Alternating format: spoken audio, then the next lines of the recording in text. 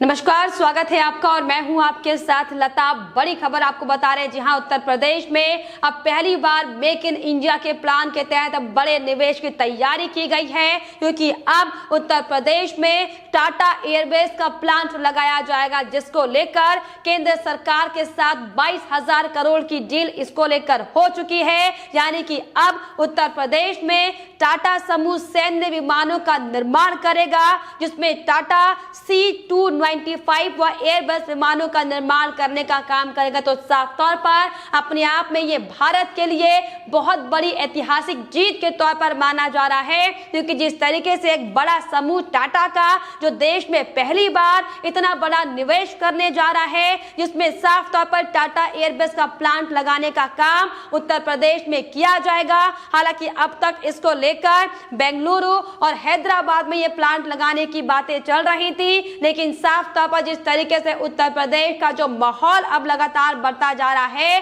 जिस तरीके से आधुनिक और स्वस्थ माहौल के बीच में उत्तर प्रदेश में कई बड़ी बड़ी कंपनियां निवेश करने को आतुर हो रही है, ये दरअसल बड़ा कारण माना जा रहा है कि अब टाटा समूह ने भी उत्तर प्रदेश में अपने प्लांट को लगाने का फैसला किया है, जिसको लेकर टाटा समूह और केंद्र सरकार के बीच 22,000 करोड़ की डील हो चुकी है। जी हां, अब बहुत जल्द टाटा कई बड़े विमानों को बनाने का काम करेगा और इस परियोजना से आपको बताएं कि भारतीय वायु सेना के हवाई जहाज को 56 एयरबेस प्राप्त होने वाले हैं। जी हां, तो लंबे समय से भारतीय वायु सेना इसका इंतजार कर रही थी। हालांकि मोदी सरकार की ओर से इस विषय को लेकर, इस एयरबेस प्लांट बनाने को लेकर लंबे समय से इस पर विचार किया जा रहा था और इसको लेकर मोदी की कैबिनेट में हालांकि मंजूरी मिली थी और अब ये साफ तौर पर डिसाइड हो चुका है कि कहां पर एयरबस का प्लांट लगाया जाएगा और अब बहुत जल्द एयरबस प्लांट लगाकर इसमें काम शुरू कर दिया जाएगा। तो वहीं आपको बताएं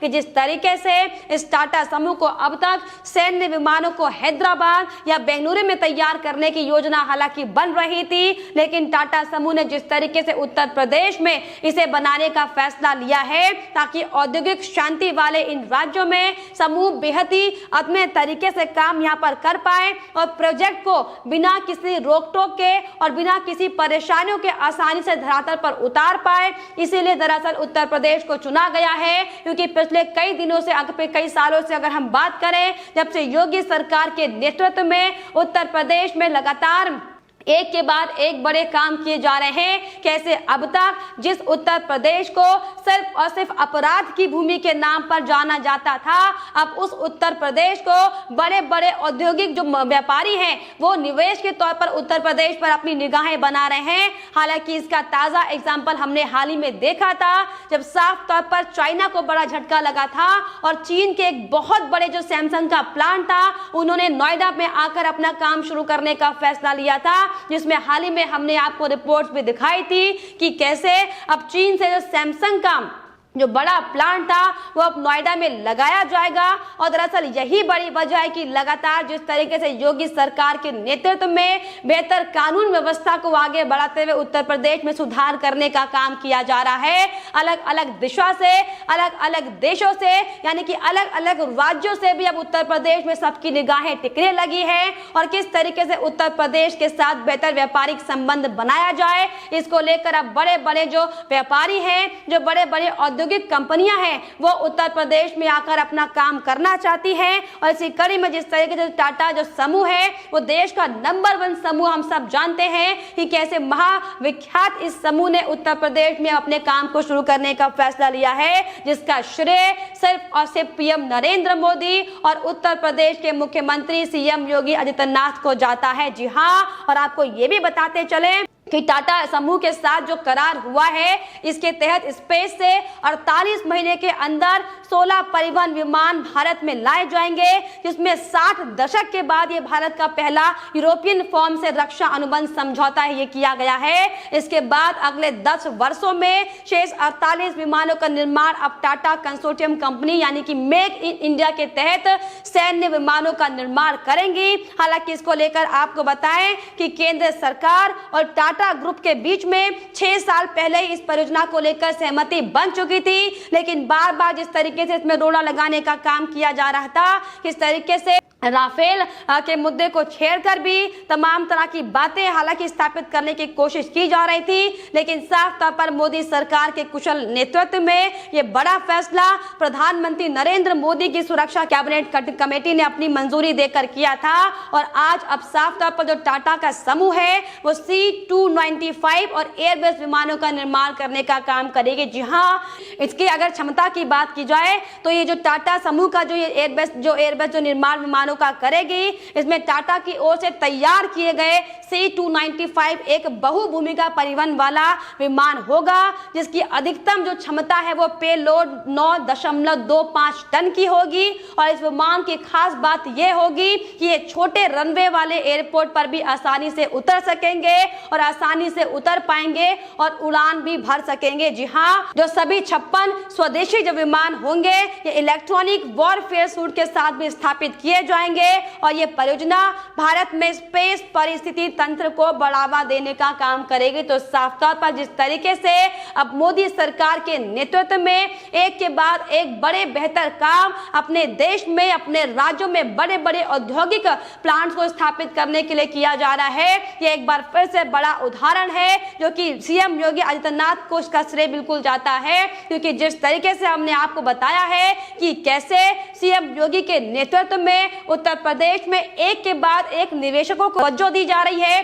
कैसे उत्तर प्रदेश में आर्थिक स्तंभ से आर्थिक तौर पर राज्य को मजबूत किया जाए, किस तरीके से अंतर्राष्ट्रीय मंच पर अपने नाम को कायम किया जाए, इसको लेकर योगी सरकार से लेकर मोदी सरकार अथक प्रयासों में लगी हुई है, जिसका परिणाम आज साफ तौर पर यह है कि देश का नंबर 1 टाटा समूह अब उत्तर प्रदेश की सरकार के साथ मिलकर काम करना चाहता है, जो कि साफ तौर पर अभी जो प्लांट एयरबेस का लगाया जाएगा उत्तर प्रदेश में, इसमें साफ तौर पर सरकार के कुशल नेतृत्व में और उत्तर प्रदेश के कुशल माहौल में इसको लेकर अब काम आगे बढ़ाने की योजना टाटा समूह की ओर से बना दी गई है। जी हाँ, हालांकि अगर हम उत्तर प्रदेश में विकास की बात करें, उत्तर प्रदेश में योगी सरकार के नेतृत्व में जो एक से बढ़कर एक निवेशकों के लिए बड़े बड़े काम किए जा रहे हैं, उनकी आसानी के लिए, उनकी सुविधाओं के लिए, उनकी व्यवस्था के लिए, ये दरअसल बड़ा कारण है कि बड़े बड़े निवेशक उत्तर प्रदेश में अपनी नजर डाल रहे हैं। क्योंकि जिस तरीके से अब तक उत्तर प्रदेश की अगर बात की जाए तो मात्र 8 अभी तक इसमें यहाँ पर एयरपोर्ट थे, लेकिन अब वर्तमान की स्थिति में 16 ऐसे वर्किंग एयरपोर्ट उत्तर प्रदेश में सरकार